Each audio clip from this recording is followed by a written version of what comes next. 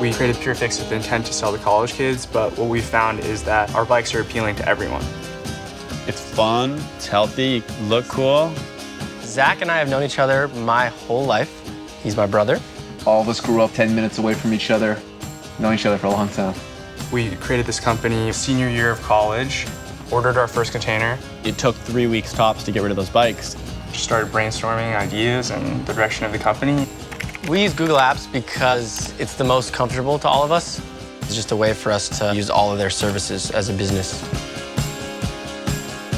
I like making things easy, and we were looking for some sort of product to map all of our accounts.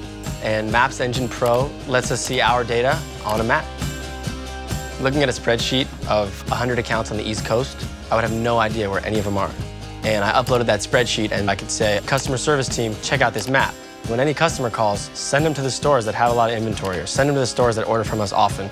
The less money we can spend on buying data, the better. And Maps Engine Pro is allowing us to see areas in the country where our products aren't and instantly send that out to a rep and be like, I think it would be a good idea for you to go check these out. All of us spent pretty much every weekend with each other. I'm pretty sure I've been to every one of their birthdays for as long as I can remember. This is old-time good friendship right here.